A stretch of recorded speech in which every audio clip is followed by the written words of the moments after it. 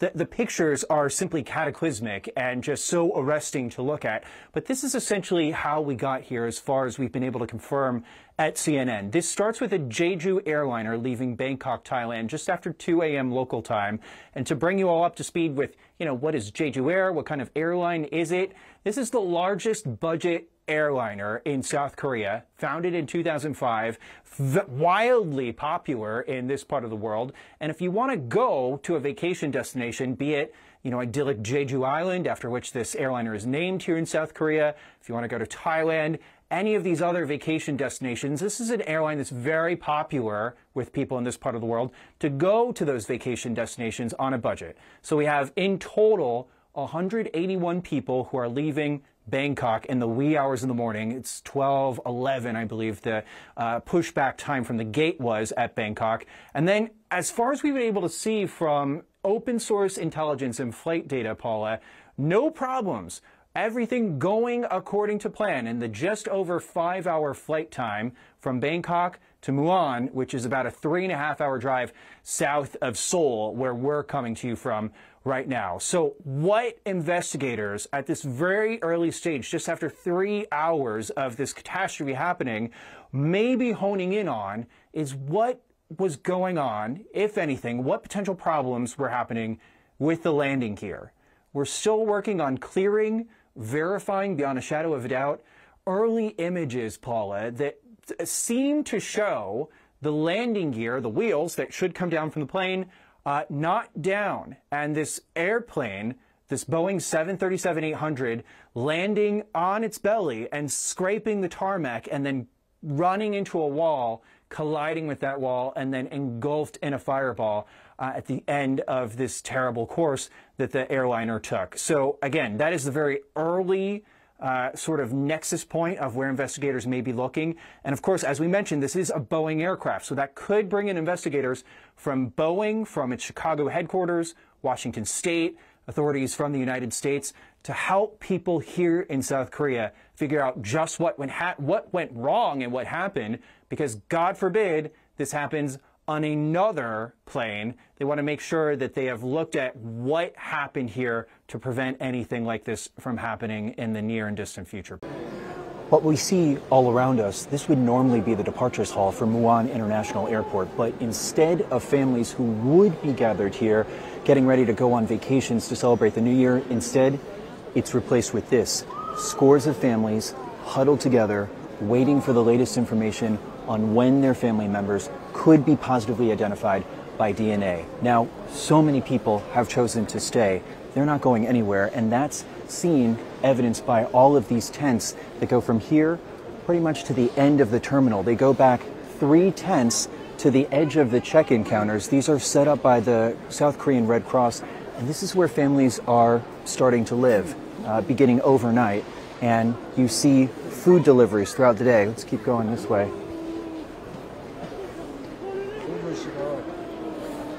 And the echoes of grief. People are choosing to stay here because this is where information comes first.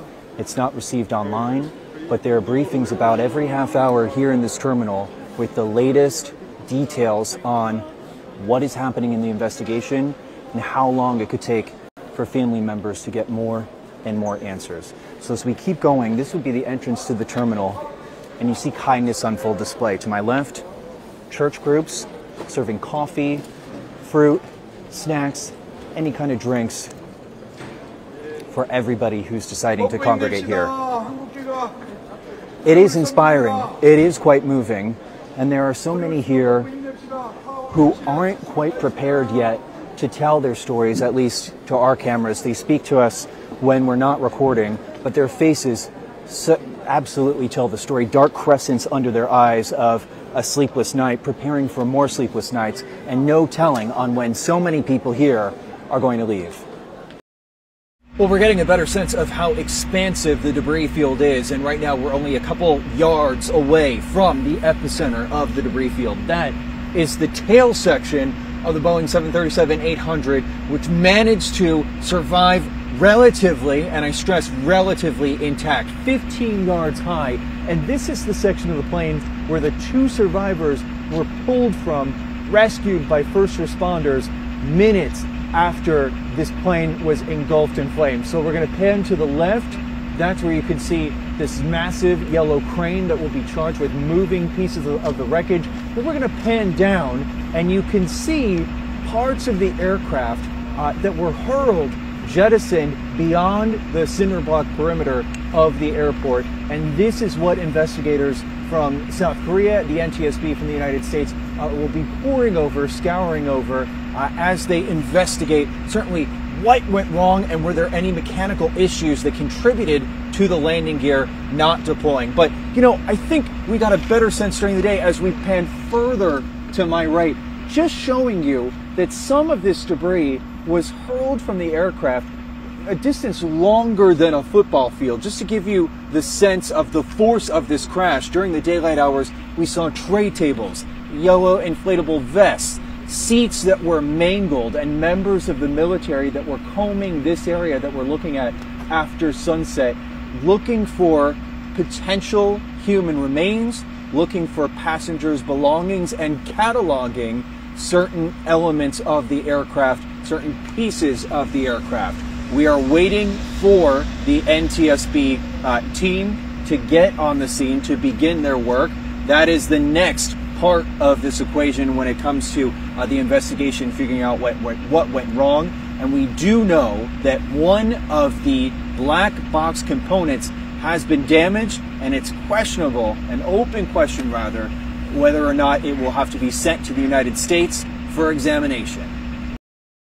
Well, I think the first thing, my heart goes out to the families. 179 families now are suffering and looking for answers, and they're going to find that the answers are relatively slow in coming. The second issue is we kind of know what happened. You know, we have video of what happened. The airplane did a belly-up landing. They did it fast. They ran off the runway. They hit a wall. They burst into flames.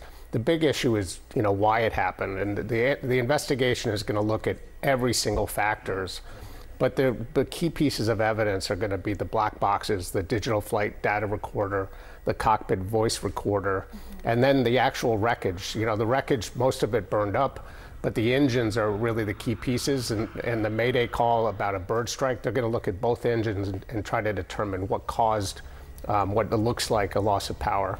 Yeah, and say more about that, because as we hear about possible causes, bird strike, as you just pointed out, we're now hearing that the pilot made that Mayday call. Obviously, the landing gear, clearly there was an issue with the landing gear, that malfunctioned, but multiple aviation safety experts that I spoke to yesterday on our air said those are independent issues. One should not impact the other, and I'm just sort of curious if you think that maybe more than one factor was at play here. Well, in almost every major accident nowadays, there is more than one factor.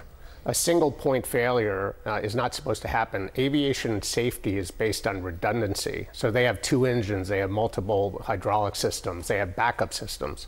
So in here you have a confluence of factors that most likely caused it, which may include problems. You know, the bird strike seems to be the initiating factor. But what happened to the systems after the bird strike and how the pilots handled it, that's going to be the focus of the investigation. And answers are going to come out relatively soon.